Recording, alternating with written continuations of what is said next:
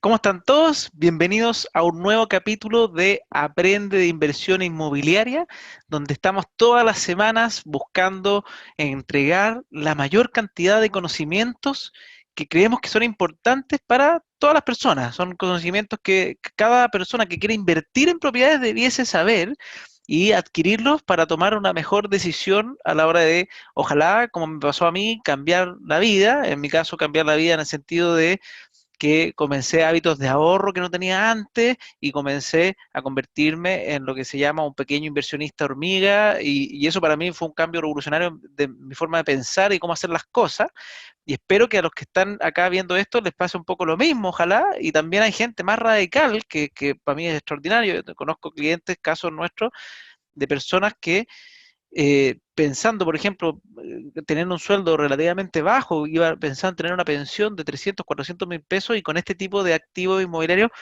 hasta duplicó o piensan duplicar, porque todavía no pasa, a futuro, pero está pensando en cambiar de esa manera lo que está pasando en su vida, que eso para nosotros es algo que nos motiva mucho y obviamente queremos que la gente haga las cosas bien, porque tampoco sirve nada volverse loco, los departamentos, como bien saben, y creo que algunos ya me han escuchado no, no sé si era, no, no una guerra la palabra, pero en preocuparme sobre masía, de que la gente invierta bien y no caiga en temas de comprar sin pensar, compre 10 y todo se paga solo, y ese típico refrán que pareciera ser como que el mundo inmobiliario es el que te va a solucionar la vida. La verdad es que no es así, es un activo más, muy bueno y todo, pero hay que tratarlo con calma, hay que hacerlo bien.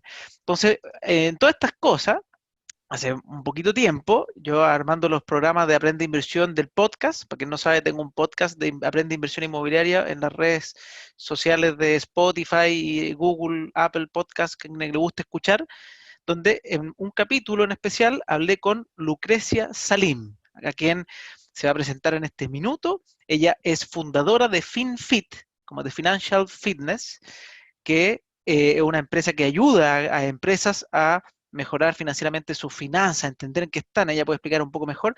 Y además ella tiene vasta experiencia en áreas hipotecarias de banca. Trabajó mucho tiempo en un banco en el cual ella se enamorada del producto hipotecario. Así que, Lucrecia, ¿cómo estás?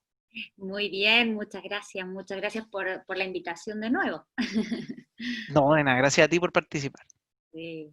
Bueno, sí, la experiencia en hipotecario está, que es lo que me lleva a participar hoy, a sumarme.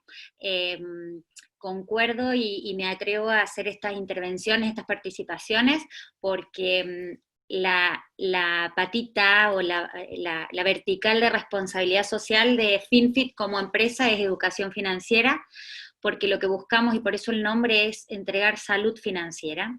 Después de mi experiencia de tantos años en la banca, eh, creo que ahí hay una deuda con educar mejor a las personas para que puedan tomar mejores decisiones.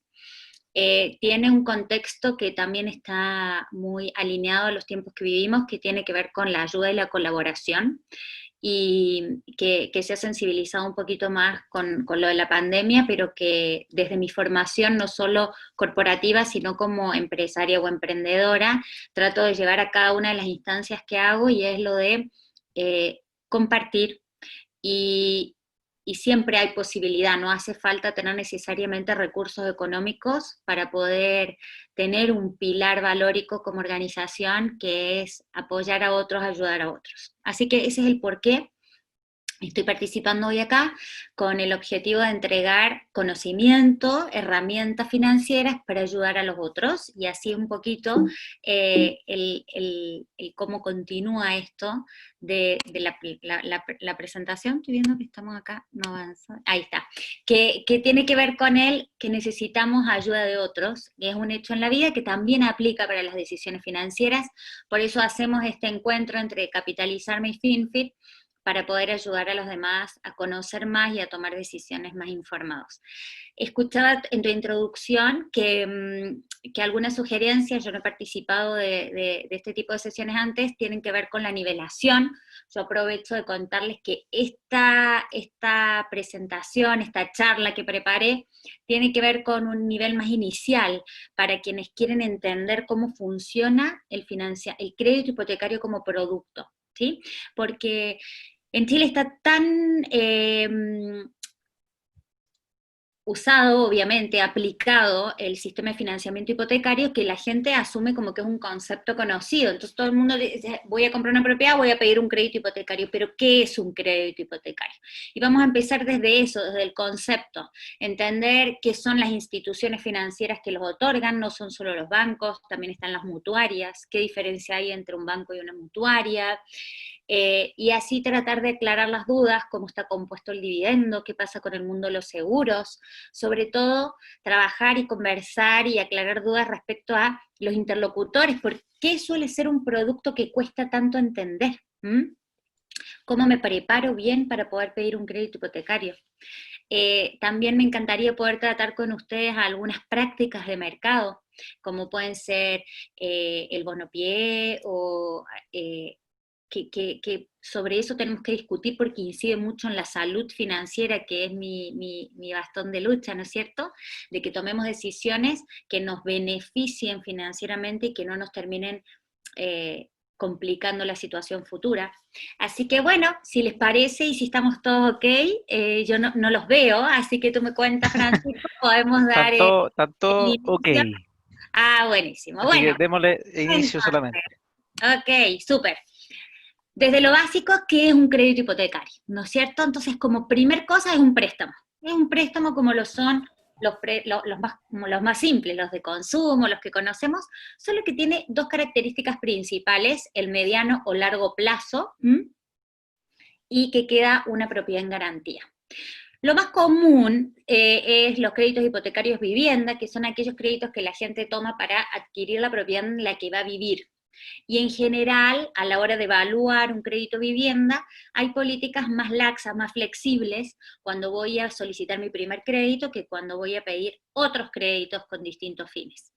Los créditos hipotecarios los otorgan instituciones financieras. Instituciones financieras no son solo los bancos. Vamos a ver que hay otras instituciones financieras que dan créditos hipotecarios, ¿sí?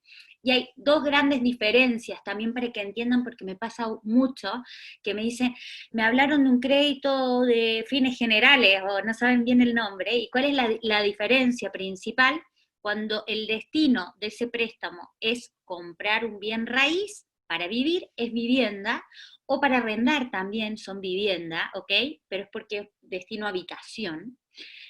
Y luego, cuando quiero sobre una propiedad que ya esté pagada o sobre una propiedad que tiene un excedente de garantía respecto a su valor, puedo pedir créditos sobre que se llaman fines generales. Es porque voy a dejar esa propiedad en garantía, que es lo que le da nombre al producto financiero, por eso es crédito hipotecario.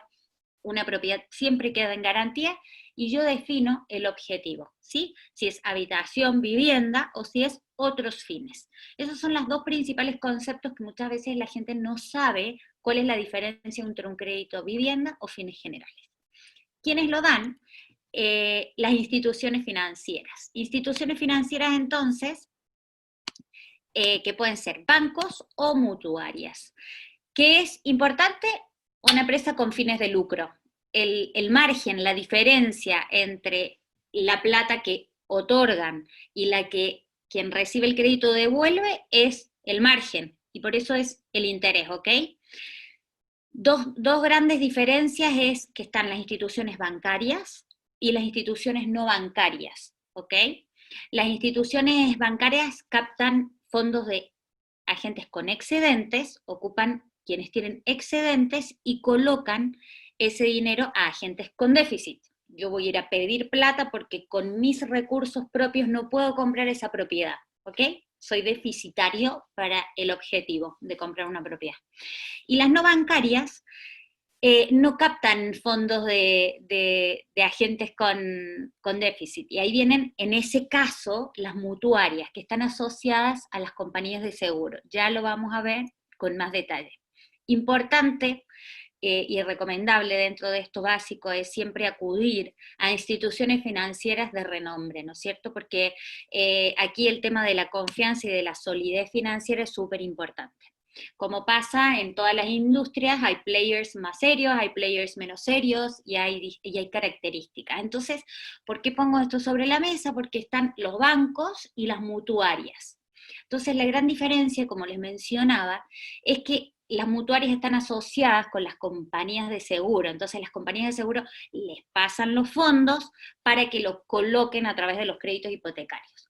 Si queremos hacer un cuadro simple de diferencia para entender básicamente, a grandes rasgos, si pido un crédito hipotecario a un banco, la deuda va a estar reflejada en el sistema financiero. Si pido un crédito hipotecario a una mutuaria, no se refleja en el sistema financiero. Muchas veces ha sido esa la gran publicidad o la gran promoción de los inmobiliarios para decirle a la gente que compra en volumen, toma crédito con la mutuaria porque eso no se informa, ¿ok? Ahí de nuevo tengo mis reparos respecto a cómo les recomendaría evaluar si debo o no debo, o en qué momento debo comprar otra propiedad.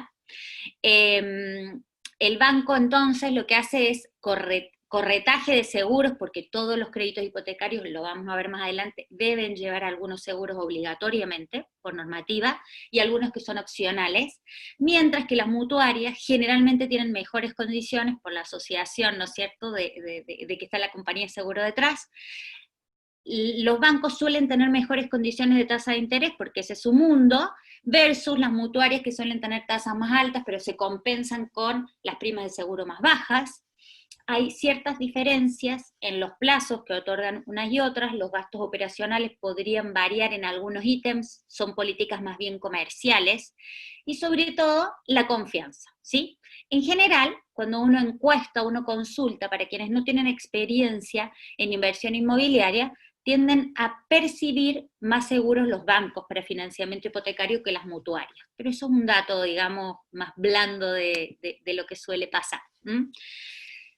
Primer tema importante en cualquier diccionario hipotecario, cuando uno empieza a meterse en el tema de financiamiento hipotecario, lo primero que se tiene que venir a la mente es el famoso tema del pie, o el ahorro previo. ¿Por qué? Porque del pie nace todo. Como el pie es un componente fundamental de la fórmula, que es valor de la propiedad, va a ser igual al pie más el crédito hipotecario. Sobre el pie es que empiezan a conjugarse los ítems donde yo voy a poder definir cuánto financio con recursos propios y cuánto tengo que salir a levantar de financiamiento. Entonces, el primer concepto que me gustaría tratar con ustedes hoy es del pie. Mucho se ha hablado de eso, sobre el pie me gustaría dejar claro que siempre va a ser un parámetro para decir, a mayor pie, mayor seguridad, el dividendo va a ser más bajo, ¿sí? Ya lo vamos a revisar. Sobre todo tengo la posibilidad de disminuir riesgos futuros, y la banca, principalmente, hoy no está en general financiando más de un 80% cuando se trata de primera vivienda. ¿Sí? Estos son como prácticas habituales. Por tanto, yo dejé reflejado acá como referencia que a lo menos tengo que pensar que tengo que tener como recursos propios el 20% del valor de la propiedad. ¿Cuál es el valor de la propiedad que rige para efectos de financiamiento hipotecario? Y ahí dejo una nota. El valor de la propiedad que rige para efectos de financiamiento es el de la tasación que entregue la institución financiera que va a otorgar el crédito. Si hablamos de viviendas nuevas, generalmente hay tasaciones de mercado, ¿sí? Hoy es muy fácil, están las tasaciones piloto que se llaman, que se mantiene un informe con todas las unidades del edificio, que ya están previamente tasadas, entonces se conocen los valores de mercado, pero si son propiedades usadas, ahí se queda uno mucho más sujeto al valor de la tasación. Yo puedo, y esto es un ejemplo que doy como para tener criterio, podría ser que yo quiera comprar una propiedad usada, esto pasa mucho en el mundo de los usados, que porque, por ejemplo, tengo un vínculo con esa propiedad, o porque vivía ahí, o era la casa de mis abuelos, yo estoy dispuesto a pagar más, pero para efectos objetivos, esa propiedad vale menos, el banco o la mutuaria me van a financiar lo que dictamine la tasación hecha por esa institución, ¿sí? Entonces eso es súper importante. Y el por qué el tema del pie, de que uno aporte, es porque el sistema financiero tiene resguardos para evitar que caigamos como sucedió en el 2008 en Estados Unidos, en una burbuja en términos de las garantías, ¿sí? En muchos casos se estaba financiando un sobrevalor, un valor mayor al real, y ahí podemos después conversar respecto de los bonos pie, etcétera. Por lo tanto, para cubrir y evitar ese tipo de riesgos, la banca dice, vamos a provisionar, o sea, hay que provisionar un excedente por cada propiedad que se financia. Y en eso es que algunos bancos toman posición y dicen voy máximo hasta un 80 porque el costo de las provisiones es mayor, y otros están dispuestos a ir hasta un 90 máximo, ¿sí? Porque ir a un 90% de financiamiento implica una provisión mayor. Eso es también importante para que lo tengan claro. No es que el banco no financia el 100 porque no quiere, sino porque efectivamente hay normativa que protege el mercado financiero. No sé si lo mencioné, estaba ahí, tanto bancos como mutuarias están regulados. Chile es muy regulado en ese sentido, y está la Comisión para el Mercado Financiero a cargo, lo que era antes la Superintendencia de Bancos e Instituciones Financieras y la de Valores y Seguros por otro lado. Después de que revisamos el concepto del pie y que tengo claro cuánto ahorré previamente, cuánto estoy dispuesto a aportar, puedo empezar a pensar, puedo pedir una simulación y poder determinar cuál es el dividendo. El dividendo va a ser esa cuota periódica que se paga para devolver el monto de capital que recibimos en préstamo. Ese dividendo también tiene su fórmula. El dividendo mensual está compuesto por el capital, que es la devolución del monto que efectivamente se me prestó, el interés, que como le expliqué es la utilidad de la institución financiera, y luego viene el mundo de los seguros. En el mundo de los seguros también hay una regulación, por eso ahí dejo la nota de que uno tiene derecho a contratar estos seguros. Algunos son obligatorios, pero si bien son obligatorios puedo optar por contratarlos con otra compañía, no estoy obligado, por ley estoy protegido si los quiero tomar aparte. Que no sea conveniente es otra cosa, porque generalmente los bancos negocian muy buenas condiciones porque son primas generales, ¿no es cierto? Que si yo las negocio uno a uno, para mí no tengo los valores de estas primas colectivas, ¿sí? De estas coberturas colectivas. Entonces, por eso generalmente conviene tomar el seguro de desgravamen, que es el obligatorio, o el de incendio, que también es obligatorio, con el mismo banco o la misma institución financiera que me está financiando, pero en estricto rigor yo podría negociarlas independientemente. Y luego hay seguros adicionales, como lo son el de sismo, el de cesantía y otras coberturas que yo podría agregar al valor del dividendo, del pago mensual. Acá viene la combinación, y tiene mucho que ver cuando tomo la decisión de financiar una propiedad, de definir qué es lo que quiero, cuál es el objetivo. Se recomienda, por ejemplo, para propiedades de inversión, tratar de dar un buen pie y extender los plazos, porque lo que se trata de hacer es calzar el pago mensual que tengo que hacer a la institución financiera con el valor de arriendo que recibo por esa propiedad. Por lo tanto, generalmente trato de extender los plazos. A mayor plazo, el dividendo va a ser menor, conjugado con que si aporte un mayor pie, voy a tener un menor dividendo. Por lo tanto, tendría la oportunidad de tener un delta que permita o bien cubrir contribuciones de bienes raíces, o dejarme un excedente de libre disponibilidad como inversionista. Y esas son las cosas que hay que ir revisando a la hora de tomar la decisión, cuánto voy a financiar, a qué plazo y cuál va a ser el pago mensual. Es súper importante para definir esto, entender cómo afecta esto en mis flujos, ¿sí? Es qué porcentaje de mis ingresos voy a destinar al pago del dividendo. Hay un concepto general y generalizado, diría yo también, que la gente dice, te quieres comprar una propiedad, ¿y cuánto ganas? Bueno, el 25% es lo que te van a pasar para el dividendo. Y ahí empezamos a caer en los errores. Esos conceptos generales y generalizados, sobre todo para quienes están pensando en invertir en volumen, son los que nos hacen caer en errores.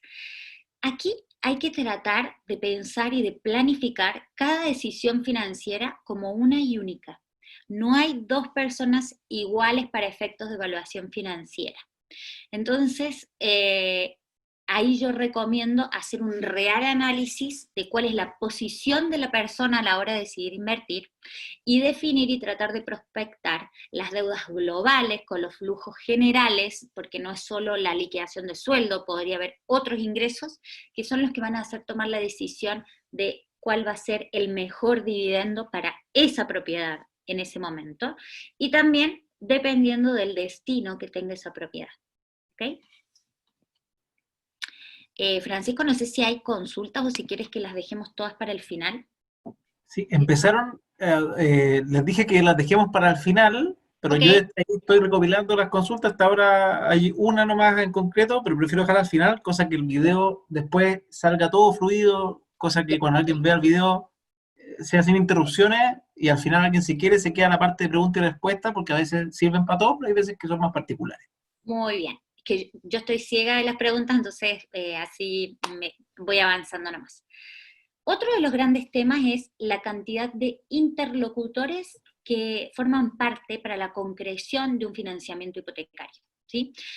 Y eso es un poquito lo que vamos a revisar para que muchos entiendan por qué quienes ya han tenido una experiencia hipotecaria o quienes están pensando en hacer la primera operación de compraventa, para que tengan en cuenta todos los interlocutores que participan para lograr ese resultado y cómo en función de la cantidad de interlocutores es que se generan los gastos operacionales, que es otro de los grandes temas del diccionario hipotecario, como digo yo, que tenemos que entender por qué los origina.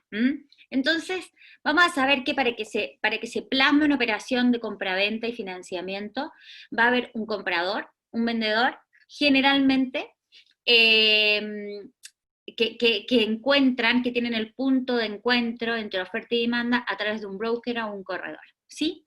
Entonces, podemos tener dos casos. Podemos tener alguien que directamente, o sea, el comprador con la institución que financia y el vendedor con la institución que va a alzar esa hipoteca.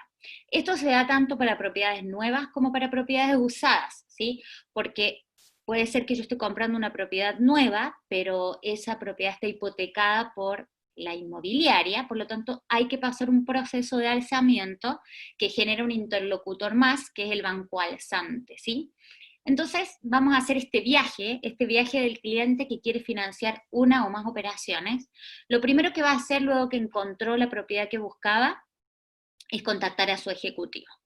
Y ahí viene una persona clave que lamentablemente en general no hemos logrado, yo creo, en la banca que sea de la efectividad que quisiéramos. Siento que muchas operaciones se pierden o no se aprueban porque no están bien presentadas. Y ahí yo hago como una doble responsabilidad. La del cliente, que como está poco informado no sabe y queda ciego a lo que haga el ejecutivo, y la de un ejecutivo que quizás no profundiza lo suficiente o el cliente no le entrega la suficiente información para poder presentar una buena carpeta, para poder tener una buena resolución del área de riesgo. Por eso al lado del ejecutivo va este interlocutor paralelo, porque el ejecutivo no define por sí solo, y del ejecutivo depende la aprobación o el rechazo de una operación hipotecaria. Así de claro y así de complejo. Entonces ahí viene una de las primeras recomendaciones, que es decir, qué información entrego y quién es el interlocutor. Si no tengo un buen ejecutivo, disminuyen automáticamente las probabilidades de aprobación de un crédito. Y se los digo con mucha confianza. Por lo tanto, encontrar un buen ejecutivo va a ser clave. Es una de las primeras recomendaciones. Conocer al banco, conocer el ejecutivo y que el banco me conozca. Hoy todos los bancos tienen una política muy profunda de conozca a su cliente, de Know Your Customer, que tiene que ver también con reglamentación. Los bancos quieren saber a qué nos dedicamos, cuál es el origen de nuestros fondos. Hay un montón de información relevante que el banco debe conocer. Y ahí les voy a hablar del famoso estado de situación. En mis muchos años, que decía Francisco que no están solas, en mis muchos años de la experiencia en la banca, yo partí desde el comienzo, yo partí como ejecutiva. terminé siendo después director de segmento, o sea, definiendo cuál era la propuesta de valor para los clientes. Pero partí como ejecutiva y me daba cuenta lo crucial que era ese vínculo, por eso lo digo con tanta responsabilidad. Éramos directamente responsables. Muchas operaciones se podrían haber perdido si yo no tomaba esa carpeta sabiendo que lo que esperaba esa persona era realmente relevante. Entonces la empatía, la voluntad y el compromiso para poder sacar esa operación adelante era clave. Y eso traté de transmitir siempre, después cuando tuve equipos a cargo y todo.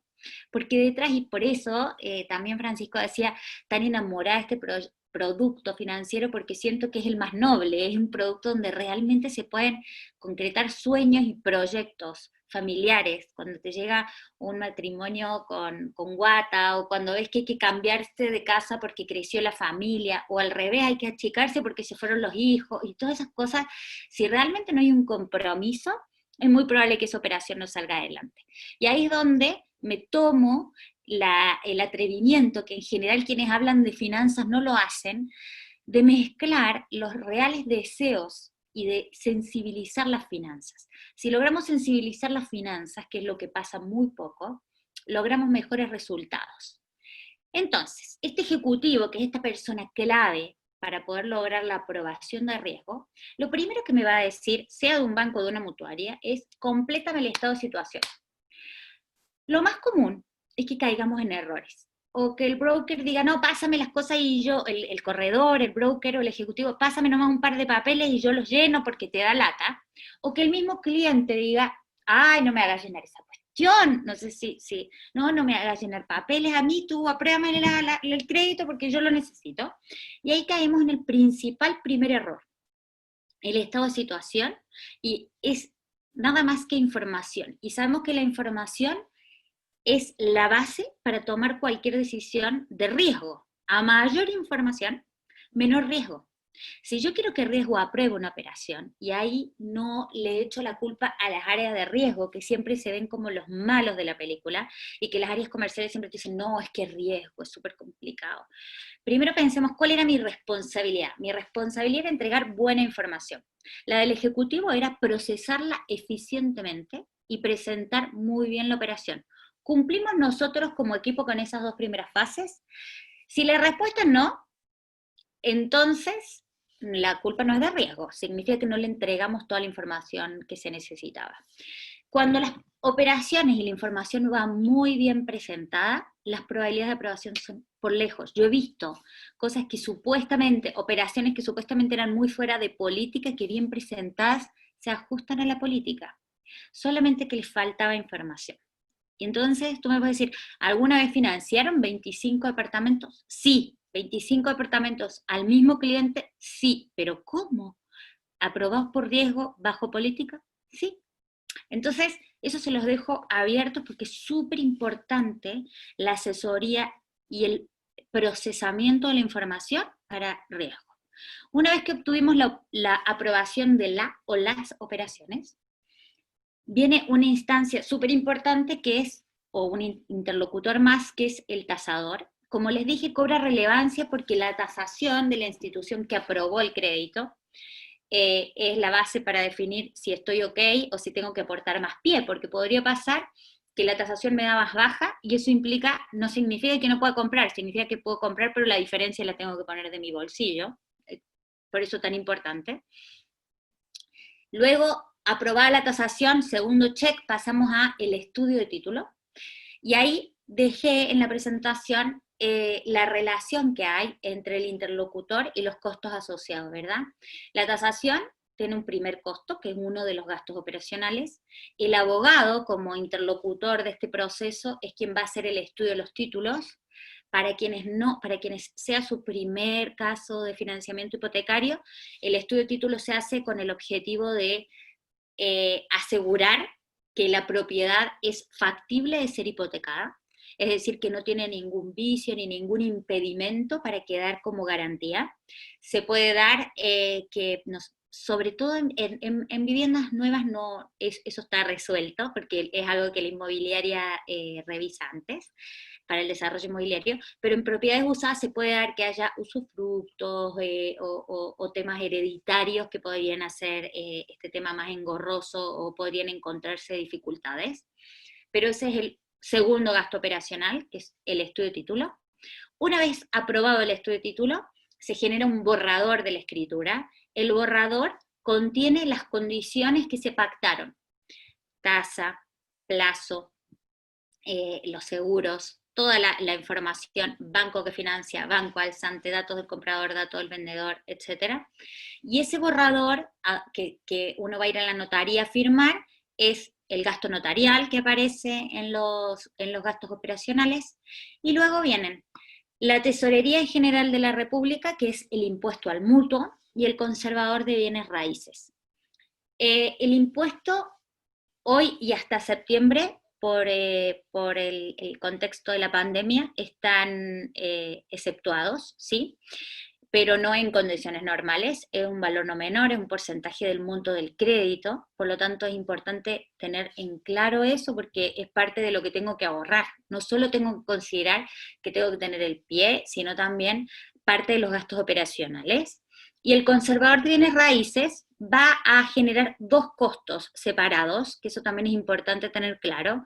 El conservador de bienes raíces tiene la inscripción del dominio, que significa que la propiedad queda inscrita a nombre del comprador, y además la inscripción de la hipoteca. Se generan dos gastos de conservador, a favor del banco que financió o de la entidad que financió. ¿Ok? Entonces, ahí nos queda un pantallazo para tener claro todas las personas que participan o todas las entidades. ¿Por qué se vuelve complejo? Porque generalmente tengo a través de una persona novedades. Todo esto genera tiempo y hitos y trámites, y uno se siente un poco perdido, y uno con el otro, y además tienen que operar y tienen que alzar el banco que tenía la hipoteca antes, y eso genera días. Entonces no es una operación, no es un préstamo simple, sino que participan muchas entidades, muchos organismos, muchos interlocutores que pueden dilatar los tiempos. Por eso los tiempos son súper importantes, conocer los tiempos también son súper importantes. Hay algunos temas que también son un poco creencias, que dicen que las mutuarias son más ágiles que los bancos. Yo creo que hoy los tiempos y los costos, los gastos asociados son más bien estándares, ¿sí? Puede haber algunos más ágiles que otros, puede haber diferencias en algunos puntos, pero en general, como les decía, hoy está todo muy regulado y muy de mercado. En el financiamiento de operaciones nuevas, algunas inmobiliarias, como beneficio, asumen parte de los gastos operacionales. ¿Cuáles principalmente? Tasación y estudio de título. Porque como les explicaba, se hacen tasaciones piloto por todo el edificio, entonces se tiene muy claro cuáles son los precios, los valores de mercado, y también se estudian los títulos de toda la propiedad para el desarrollo inmobiliario. Por tanto, se le puede otorgar como beneficio al cliente que no tengan que hacer pago de esos ítems. Los demás ya son trajecitos a la medida. El borrador de la escritura es para ese cliente según las condiciones que haya pedido, y obviamente impuesto es ineludible y conservador es ineludible. Por eso les dejo como claro eso, para que sepan qué cosas se pueden obtener como beneficio, qué no, por qué generalmente se comunica eso como beneficio, y también lo tengan claro. Avanzando entonces en un poquito más ya para entrar en las consultas o los consejos, es preguntar mucho, nunca sentirse mal por preguntarle al ejecutivo, preguntarle al corredor, preguntarle a gente conocida que tenga experiencia o que haya pasado por esto, comparar, es súper importante comparar y entender, informarse. Ahorrar es mi principal y mejor consejo. No hay decisión financiera, como bien decía Francisco, no hay magia acá, no es porque sí, es imposible armar un buen capital sin un esfuerzo detrás. Ojalá funcionara así, pero no es la realidad. Yo también soy súper responsable. Tenemos que pensar que el exceso de financiamiento nos puede poner en un problema, por lo tanto es súper importante encontrar un punto de equilibrio para que la deuda sea sana, como se habla. Pensar en el largo plazo, y acá voy a ser súper específica en que cada persona y su contexto es uno y único, lo que aplica para uno no aplica para el otro, entonces va a depender mucho de la etapa de la vida en la que esté, si las inversiones son porque quiero vivir de esto, o porque es un complemento, o porque ocupo el excedente, o simplemente no son inversiones, sino que es mi única propiedad y puede ser la única en la que pueda a la que pueda acceder. En esto, como en todos los temas financieros, no subestimar qué es mucho y qué es poco. Cada realidad es una y única, por lo tanto, una propiedad puede ser un montón para alguien y 20 propiedades puede ser poquito para alguien. Todo es igual de valioso, igual de importante para el que toma la decisión de endeudarse. Endeudarse no es una broma, no es así nomás, implica muchas responsabilidades. No poder cumplir con el pago de la hipoteca implica que se puede perder esa propiedad con todo el esfuerzo y el ahorro destinado previamente, por lo tanto tenemos que ser conscientes, tratar de prever situaciones. Esta pandemia nos enseñó a que quienes creíamos que éramos previsores, no sabíamos nada de lo que era prever, porque nadie, y les mentirían lo que les digan que pudieron prever esto, pero sí nos ayuda a haber sido previsores ante estos contextos tan imprevistos, ¿sí? Entonces, siempre tratar de tener un fondito de emergencia, siempre tratar de hacer un esfuerzo adicional. Y de nuevo, vuelvo al ítem de preparar una buena carpeta y encontrar un buen ejecutivo. Los bancos generalmente tienen políticas muy similares. Lo que hace que un banco sea bueno o un banco sea malo es el interlocutor. Y el mejor interlocutor va a ser el que mejor información de mí tenga, y en eso yo soy ocupo un rol muy relevante. ¿Cuánta información de mí estoy dispuesto a entregar? La primera vez que conversamos con Francisco le dije, yo creo que si me voy a endeudar por 20, 25 o 30 años, 1 hora de mi tiempo bien vale invertida en preparar una buena carpeta hipotecaria, en preparar un buen estado de situación y en hacer una autoevaluación previa de la operación que estoy pidiendo al banco. Sea una, o sean 10, o sean 50, o sean los que sean. ¿Okay?